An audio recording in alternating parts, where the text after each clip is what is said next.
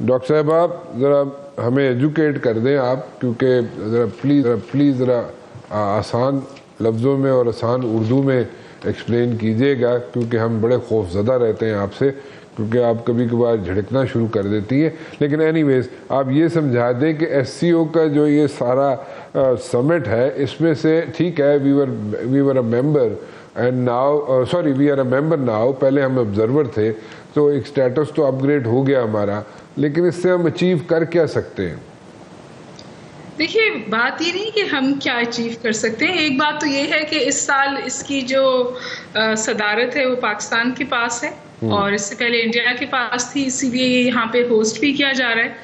لیکن یہ آرگنائزیشن جو ہے وہ یورو ایشین ہے اور جیوگرافیکلی باؤنڈ نہیں ہے، اور اس کے لیے جو سب سے اہم بات ہے وہ یہ کہ جس کو ہم گلوبل ساؤتھ کہتے ہیں اس کا نیریٹو یہ بلڈ کرتی ہے، ویسٹرن انفلوئنس سے فری ہے.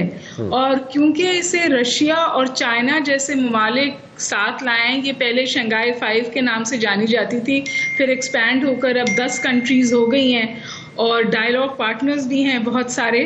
تو اس طرح سے سمجھیے کہ جو دنیا کی 40% پاپولیشن ہے اس کو یہ ریپرزینٹ کرتی ہے، 32% جی ڈی پی کو ریپرزینٹ کرتی ہے.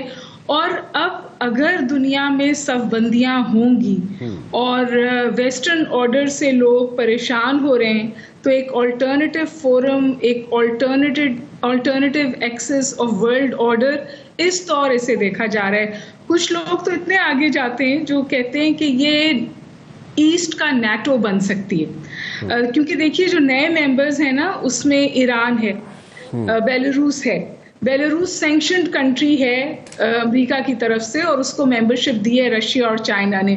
تو اس کی جو ممبرشپ ہے اس کا جو ایمبٹ ہے وہ بہت انٹرسٹنگ ہے. پھر ظاہر ہے کہ انڈیا بھی ہے اور پاکستان بھی ہے، اور انڈیا باوجود اپنی تمام تر پاکستان کے ساتھ مسائل کے اس نے یہ چوز کیا کہ وہ آئے اس میں، کیونکہ وہ اس سمٹ کی ڈیلیبریشن سے علیحدہ نہیں رہنا چاہتا. کنیکٹیوٹی ہو جائے، کاؤنٹر ٹیررزم ہو جائے، سیکیورٹی ہو جائے، ساؤتھ کے جو مسئلے ہیں ان کو ایڈریس کرتا ہے. اور سب سے اہم بات یہ کہ پاکستان نے ابھی ریسنٹلی ایک ٹیررزم پہ جو ایک جوائنٹ میکینزم بنایا ہے اس آرگنائزیشن کے انڈر، کیونکہ پاکستان فیس کرتا ہے انٹرنل ٹیررزم بہت زیادہ. تو میں سمجھتی ہوں کہ پاکستان کے لیے چیلنج بھی ہے اور اپرچونٹی بھی ہے، کیونکہ ایک مسئلہ تو ہوا نا کہ آنے سے پہلے پی ٹی آئی کے مسائل تھے اسلام آباد میں، پھر کراچی میں چائنیز کے اوپر ایک انفارچونیٹ حملہ ہوا، تو شیڈو کے انڈر تو آئی ہے یہ. اور ابھی بھی آپ دیکھیے کہ 3 روز کے لیے شاید اسلام آباد کو بند کیا گیا ہے. وہ تو سیکیورٹی ریزن ہے، نہیں جی وہ تو سیکیورٹی ریزن ہے، وہ تو سیکیورٹی ریزن ہے ڈاکٹر صاحبہ. یہاں پہ اتنے ڈگنیٹریز آ رہے ہیں تو ان کی سیکیورٹی کے بھی تو کمپرومائز نہیں کر سکتے نا. میں اس کے اگینسٹ نہیں ہوں، لیکن the truth of the matter is کہ پاکستان کی بہت ساری انٹرنل اسٹرگلز ہیں جنہیں اس کو ہینڈل کرنا ہے، تب وہ اس پہ کلی طور پہ فعال ہو سکتی ہے اور اس کے پوٹینشیل کا فائدہ اٹھا سکتی ہے. مجھے آپ نے یہ ایک نئی ٹرم آپ نے یوز کی کہ آپ نے کہا جی کہ یہ ایسٹ کا نیٹو بن سکتا ہے. ایسٹ کا نیٹو بن سکتا ہے، اگے ایک نیٹو نہیں سنبھالیا جاتا ہے ساڈے کول، تسی ایسٹ دا نیٹو بنا رہے ہو اتنے. مطلب کہ کیا واقعی یہ اسرٹ بھی کر سکے گا؟ کیونکہ انفلوئنس کیسے ختم کر سکتے ہیں آپ ویسٹ کا انفلوئنس ختم کرنا از ناٹ دیٹ ایزی. نہیں، بالکل بجا فرما رہے ہیں ہم، اور 40 دہائیوں سے وہ انفلوئنس چل رہا تھا، لیکن اب اس کے حوالے سے بہت آوازیں اٹھ رہی ہیں.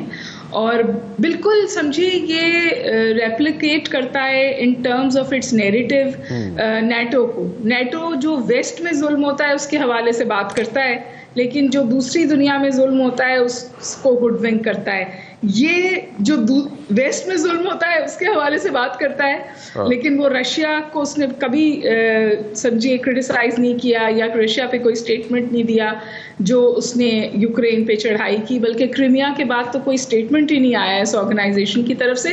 تو اسی لیے لوگ اس کو آلٹرنیٹیو فورم کہہ رہے ہیں، اور ہمارے لیے بہت اہم ہے کیونکہ یہ جو نیا ایک کانسٹرکٹ ڈیولپ ہو رہا ہے جس کو ہم کہتے ہیں ساؤتھ گروتھ فلکرم کا شفٹ ہوا ہے فرام ویسٹ ٹو ایسٹ، اس میں یہ ایک آلٹرنیٹیو آواز ہے اور بہت طاقتور ہوتی جا رہی ہے، کیونکہ ظاہر ہے چائنا ایک بڑی ابھرتی ہوئی طاقت ہے جو امریکن یونیلیٹرلزم کو چیلنج کرتی ہے.